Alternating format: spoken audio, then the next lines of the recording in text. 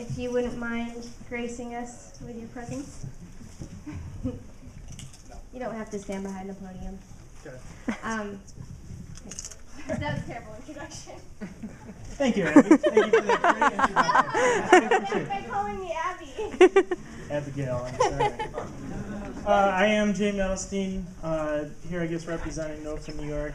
I was recently elected president of the organization, which I am very proud to represent that organization.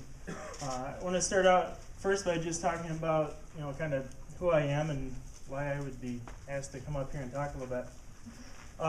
As Abigail said earlier today, 6 years ago, I was not even really part of this whole movement for kind of sustainable, not only agriculture, but communities. My background was in landscaping. I knew that I always wanted to be a farmer. That's what I went to college for. And then one day, I saw an advertisement for the NOFA conference held right here in Syracuse a few years back.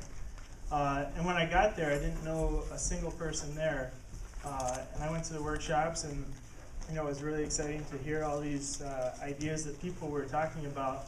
And it just made sense to me what was going on there, not only from the agricultural part, but also food justice ideas.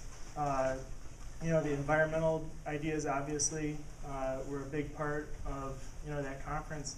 I'm really happy to say that when I went to that first conference, there was less than 300 people there. A couple weeks ago, when I was elected president, there was over 1,300 people there. Some of the people in this room, actually.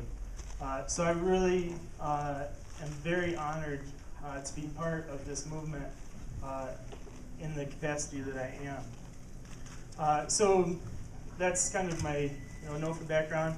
My wife Maggie and I run Wiley Fox Farm in Keynote, New York, which is about half an hour from here. We started farming very slowly with a pumpkin patch, and then that evolved into CSA and also wholesaling to some of the places around Central New York, and even some of our produce made it to New York City this year. So that was very exciting for us on a personal level. What I'd also like to talk about is, all of us in this room are somehow leading some sort of, movement towards food and agriculture and a lot of other social, interests to all of us.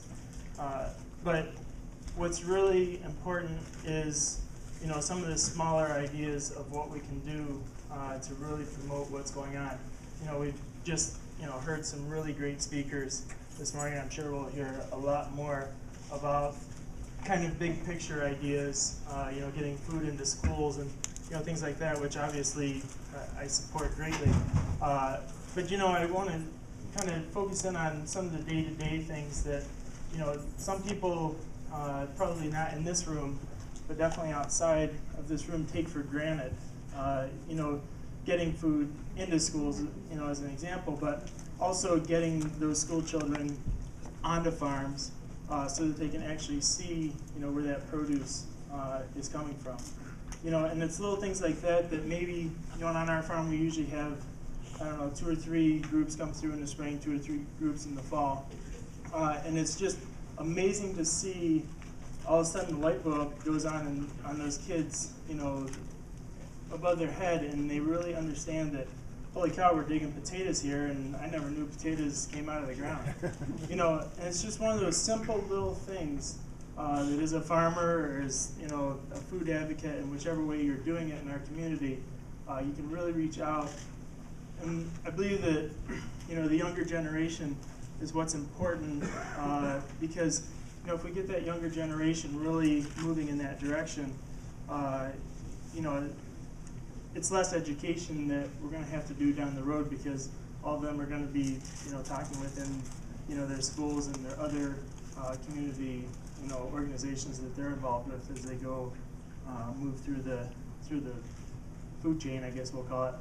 And to that note, you know, one of the reasons that I'm proudest to be in the position I am with NOFA is because I'm now part of this next generation of, you know, forward thinkers.